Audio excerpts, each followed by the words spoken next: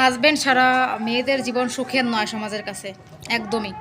Husband ছাড়া মেয়েদের জীবন একদমই সুখের নয়। হাজব্যান্ড ছাড়া মেয়েদের প্রতিটা পদে পদে কষ্ট পেতে হয়। একটা মেয়ের লাইফে যদি তার হাজব্যান্ড না থাকে, একটা মেয়ের লাইফে যদি হাজব্যান্ড না থাকে, তাহলে সব থেকে কষ্ট কষ্ট জীবন সেই মেয়েটাকেই পোহাতে হয়। এটা আসলে আমরা অনেকেই জানি, অনেকে জানি না। অনেকে না বুঝে অনেক কিছু বলে ফেলি হাজব্যান্ডকে, অনেকে আমার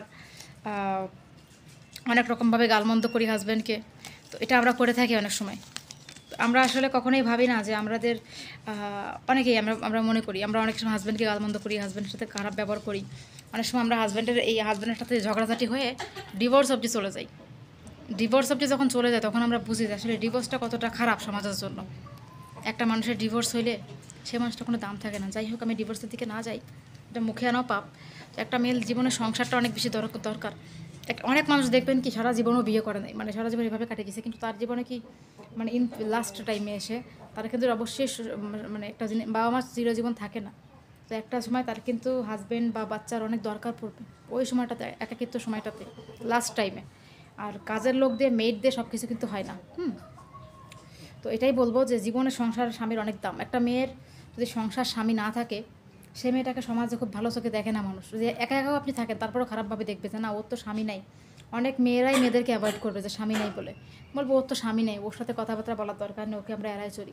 স্বামী নাই বলে অনেক মেয়ে এড়াই চলে যে ওর স্বামী নেই, ওর সাথে কথা বলা ঠিক হবে না, ও যদি আমার স্বামীকে নিয়ে নেয়, এরকম একটা মাইন্ডে থাকবে।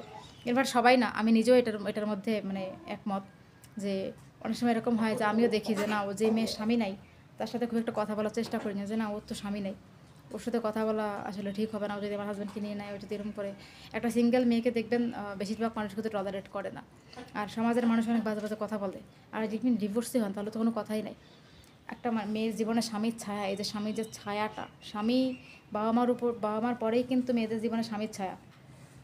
স্বামীর ছায়া না থাকলে জীবনটা আসলে কিন্তু কতটা কষ্টের, সেই মানুষটাই বুঝবে যে আমার জীবনে আমার স্বামী নাই, আমার জীবনটা কতটা কষ্টের।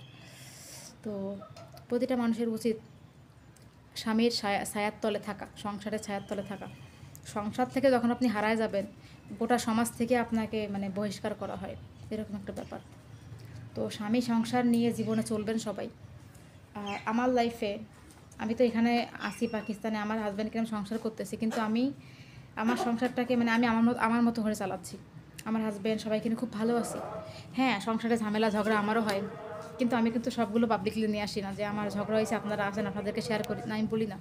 আমি ভালো দিকগুলো দেখাই, কিন্তু আমার খারাপ দিকগুলো কখনো দেখাইনি। তবে এটা না দেখালেই ভালো মানুষকে, কারণ মানুষের খারাপ দিকগুলো মানুষকে দেখালে মানুষ পেয়ে বসবে, তখন আপনাকে মানুষ বিভিন্নভাবে তানা দিবে, বিভিন্ন কটূক্তি কথা বলবে, এটা না বলাই ভালো। আমি পছন্দ করি না, তাই বলি না।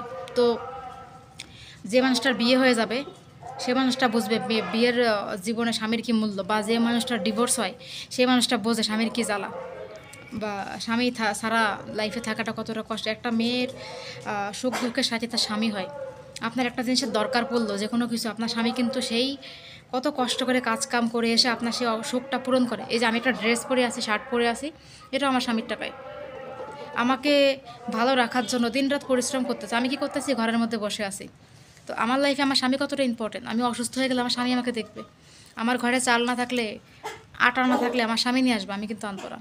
তো ওই মানুষটা আমার রিজিকের ব্যবস্থা করে, আমার খাওয়া দাওয়ার জন্য কত কিছু করে। আমি আমার স্বামীকে বুঝি, কিন্তু অনেকে আছে বোঝে না। তো সবাইকে বলবো যে জীবনে স্বামীর মূল্য অনেক বেশি। সবসময় সবাই স্বামীকে ভালোবাসবেন। আপনাদের লাইফে স্বামী ছাড়া কেউ নেই, মানে জীবনে মেয়েদের বাবা মা আপন থাকে না স্বামী ছাড়া, ঠিক আছে? তো ওই একটা মানুষই আমাদের ইচ্ছা আবদার পূরণ করে। স্বামী না থাকলে বাবা মার ঘরে তার মানে অনেক সময় শুনতে হয় কথা, ঠিক আছে? সো স্বামী আসলে বটবৃক্ষের ছায়ার মতো আমাদের জীবনে।